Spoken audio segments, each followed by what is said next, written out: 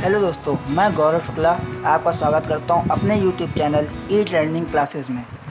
कल मैंने बात करी थी प्रागैतिहासिक काल में। प्रागैतिहासिक काल के अंतर्गत मैंने पूरा पाषाण काल के बारे में बताया था। जिन्होंने ये वीडियो नहीं देखी है वह डिस्क्रिप्शन में जाकर लिंक दिया गया है, उस पर क्लिक करके आप पहले की वीडियो देख सकते हैं। आज का जो टॉपिक है हमारा सिंधु घाटी सभ्यता। सिंधु घाटी सभ्यता, जिसे हम हड़प्पा सभ्यता से भी जानते हैं। यह सभ्यता 2500 से 1700 ईसा पूर्व में शुरू हुई थी, लेकिन कई किताबों में पाया जाता है कि यह 1800 ईसा पूर्व तक चली थी। सन 1921 में सर जॉन मार्शल के नेतृत्व में दयाराम साहनी ने हड़प्पा नगर में उत्खनन का कार्य करवाया था। इसके जो खोजकर्ता हैं सर जॉन मार्शल हैं। ये चीज़ आप विशेष ध्यान रखिएगा आप लोग कि सर जॉन मार्शल जो हैं ये इसके खोजकर्ता हैं, और जो दयाराम साहनी जी हैं ये उत्खनन करता थे। मतलब इन्होंने उत्खनन किया था, इनके निर्देशन में उत्खनन हुआ था वहाँ का। तो जो हम खोजकर्ता माना जाता है उनको सर जॉन मार्शल को माना जाता है। ये चीज़ आप याद रखिएगा, सर जॉन मार्शल। तो आगे बढ़ते हैं। हड़प्पा सभ्यता, जो सिंधु घाटी सभ्यता है, उसका नामांकन, उसका नाम कैसे पड़ा था, हड़प्पा सभ्यता या सिंधु घाटी सभ्यता। तो सन 1921 में हड़प्पा नामक नगर में इस सभ्यता की खोज हुई थी। तो इसे हड़प्पा सभ्यता कहा गया। परंतु सर जॉन मार्शल ने इसे सिंधु घाटी के पास, ये क्योंकि ये सिंधु घाटी के पास में मिली थी, ये सभ्यता सिंधु घाटी के आसपास बसी हुई थी, तो इस सिंधु घाटी के आसपास की सभ्यता को सिंधु घाटी सभ्यता, जॉन मार्शल ने इसको नाम दिया था सिंधु घाटी सभ्यता। ये चीज़ याद रखिएगा, ये पेपर में पूछी जाती है कि सिंधु घाटी सभ्यता का नाम किसने दिया था, तो ये सर जॉन मार्शल ने दिया था। तो अब बात करते हैं इसकी स्थिति, ये किस स्थिति में, इसकी भौगोलिक स्थिति क्या थी, ये कहाँ तक फैला हुआ था। तो ये इसकी अफ़गानिस्तान के पूर्वी भाग में और पाकिस्तान के संपूर्ण भाग में, जो पाकिस्तान है उसके संपूर्ण भाग में फैला हुआ था, और भारत के गुजरात में, जी ये ध्यान रखिए, भारत के गुजरात में, महाराष्ट्र में, राजस्थान में, हरियाणा और उत्तर प्रदेश आदि क्षेत्रों में ये फैला हुआ था। इसकी प्रमुख दो राजधानियाँ थीं। जो ये प्राचीन भारत है, इसकी दो राजधानियाँ थीं, मोहनजोदड़ो और हड़प्पा सभ्यता। और इनके जो प्रमुख नगर थे वो कालीबंगा, जो कि राजस्थान में है, लोथल, ये भी राजस्थान में है, घोलवीरा ये गुजरात में है, रोपड़ पंजाब में पड़ता है, मोहनजोदाड़ो रावी नदी के किनारे बसा हुआ है, और चनहुदड़ो ये पाकिस्तान में पड़ता है, और रंगपुर गुजरात में। ये चीज़ ध्यान दीजिएगा, इसका डिस्क्रिप्शन अभी आपको आगे देंगे कि ये जो शहर हैं, ये जो इनके जो प्रमुख नगर थे, इनकी खोज किसने करी।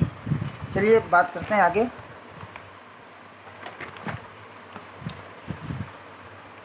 हड़प्पा सभ्यता के स्थलों से संबंधित विवरण। तो प्रमुख स्थल जो हैं उनका उत्खननकर्ता कौन था, वर्ष, और ये किस नदी के किनारे बसे हुए थे, चलिए जानते हैं। जो हड़प्पा सभ्यता थी, हड़प्पा की दयाराम साहनी, इसके उत्खननकर्ता दयाराम साहनी थे, आपने पीछे पढ़ा है, जो कि वर्ष 1921 में हुआ था, और ये रावी नदी के किनारे बसे हुए थे। और दूसरा है मोहनजोदाड़ो, ये राखल दास बनर्जी, जो 1922 में इन्होंने किया था, और ये सिंधु के दाएं किनारे पर बसा हुआ था। और ये फिर इसके बाद आते हैं चनहुदड़ो, जो इसके उत्खननकर्ता NG मजूमदार हैं, और जो कि वर्ष 1931 में इसका उत्खनन किया गया था, यानी इसकी खोज करी गई थी। और ये सिंधु नदी के आसपास इसका उत्खनन हुआ था। कालीबंगा इसके दो उत्खननकर्ता थे, BBL एवं BK थापर। 1953 में इन्होंने किया था। सन विशेष ध्यान रखिएगा, जो ये सन दिए हुए हैं, ये सरस्वती नदी, जिसे घाघर भी कहते हैं, घाघर नदी कहते हैं, वहाँ पे इसका इन्होंने उत्खनन किया था। रंगपुर का SR राव, जो कि 1953 से 1954 के बीच पे इन्होंने इसका उत्खनन किया था। यह राज्य भादर नदी के किनारे स्थित था। लोथल, ये लोथल शहर एस.आर. राव, इसका भी एस.आर. राव ने 1955 में भोगवा नदी के किनारे इसका उत्खनन किया था। जी ये चीज़ देख लीजिए, आप इस चीज़ को नोट कर लीजिए। मैं 1 मिनट का ब्रेक देता हूँ, इसका जिसको नोट करना है, जिन बच्चों को, वो नोट कर सकता है। ये चीज़, ये बहुत इंपॉर्टेंट चीज़ है।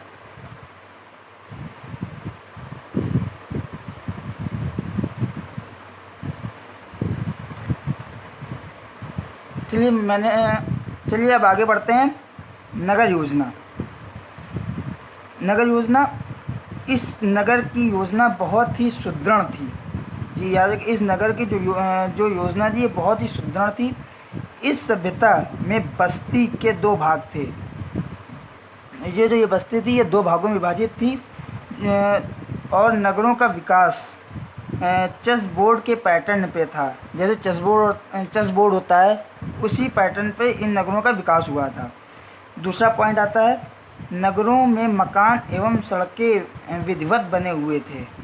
मतलब जो इनके इस नगरों के मकान थे, वो विधिवत अच्छी तरीके से बने हुए थे। जैसे आजकल हम लोग के मकान बने होते हैं, उसी प्रकार से बने हुए थे। और जो इनके मकान थे, वो पक्की ईंटों के बने हुए थे। ये चीज़ देखिए, जो उस समय भी जो ये लोग अपना मकान बनाने के लिए जो इस्तेमाल करते, वो पक्की ईंटें इस्तेमाल करते थे। और जो इनके द्वार मार्ग तथा खिड़की थी, ये मुख्य मार्ग के स्थान पर ये गलियों में खुलते थे। मतलब ये जो मेन रोड होते हैं, जैसे वहाँ पे ना खुल के ये गलियों में खुले। ठीक, आगे बढ़ते हैं। घरों में सामान्यतः स्नानागार तथा शौच का अलग क्षेत्र था तथा गंदे पानी के लिए ढकी हुई नालियाँ थीं। दूसरा पॉइंट, मोहनजोदाड़ो के नगर में एक विशाल स्नानागार मिला। जब मोहनजोदाड़ो की खुदाई हुई, तो वहाँ पे एक विशाल स्नानागार मिला, जो कि 11.88 मीटर लंबा, 7.01 मीटर चौड़ा और 2.43 मीटर गहरा था। जलाशय में ईंट और जिप्सम के गारे का प्रयोग किया गया था। मतलब उस समय भी जो साइंस थी, वो इतनी तरक्की पे थी कि वो लोग जानते थे कि जो जिप्सम होते हैं, वो जल को सोखता नहीं है।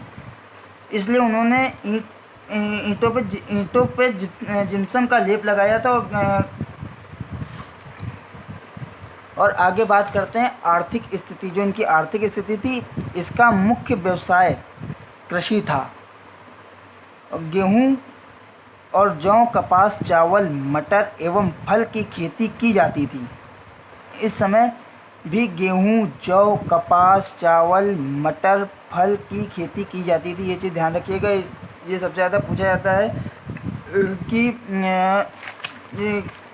प्राचीन भारत सिंधु घाटी सभ्यता में के समय कौन सी फसलों की खेती की जाती थी। तो कौन सी खेती? गेहूँ, जौ, कपास, चावल, मटर, फल की खेती की जाती थी। और दूसरा, कपास का उत्पादन सर्वप्रथम सिंधु क्षेत्र में हुआ था। ये इम्पोर्टेंट पॉइंट है। कपास का उत्पादन सर्वप्रथम सिंधु क्षेत्र में हुआ था, इसलिए यूनानियों ने इसे सिडन कहा, जो कि सिंधु शब्द से निकला हुआ है। दूसरा पॉइंट, ये गाय, भैंस, कुत्ता आदि पशु पालते थे।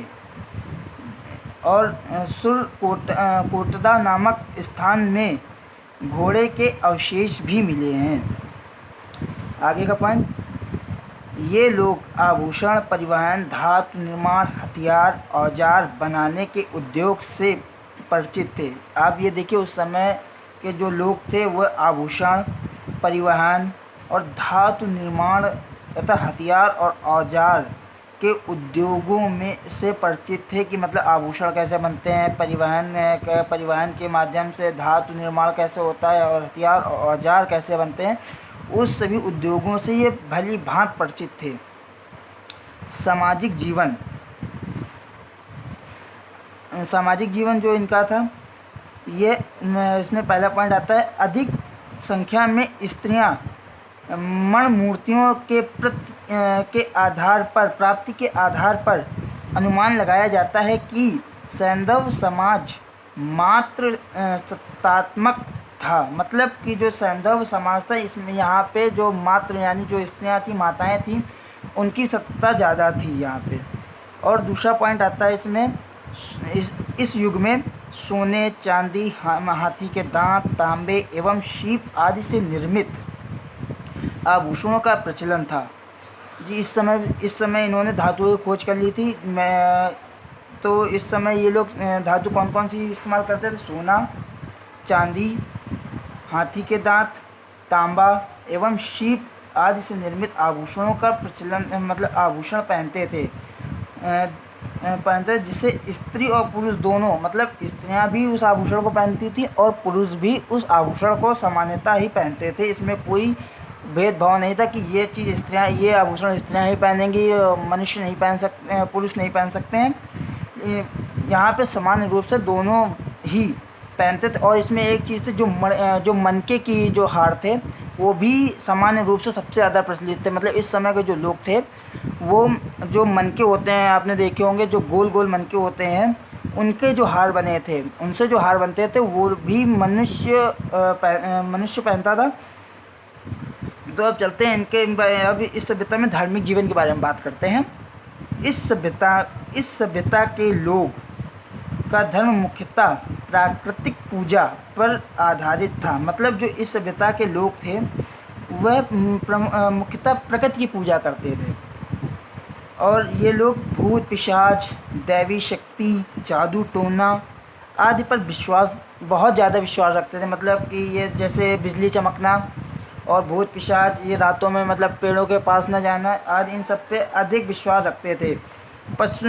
और दूसरा पॉइंट है, पशुओं में ऊंचे कुबड़ वाले सांड थे वह विशेष रूप से पूजनीय थे। मतलब जिसमें जो मुहर वगैरह मिली हैं, जो इसमें सिक्के मिले हैं, जो यहाँ इसमें मूर्ति मिली है, तो उसमें ऊंचे कुबड़ वाले जो सांड थे, उसमें जो सांड थे वह अत्यधिक पूजनीय माने जाते थे।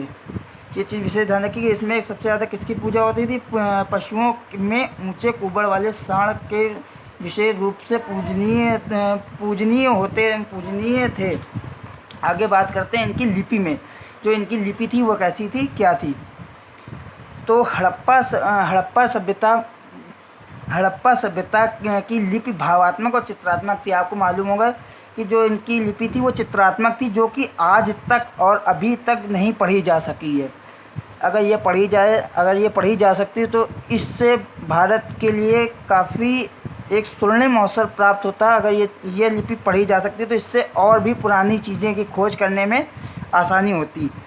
लेकिन हमारे जो दुर्भाग्य ये है कि हमारे जो वैज्ञानिक हैं इसको पढ़ने की कोशिश कर रहे हैं, लेकिन अभी तक इसके ज़्यादा इसकी खोज इन लिपि की नहीं हो सकी है।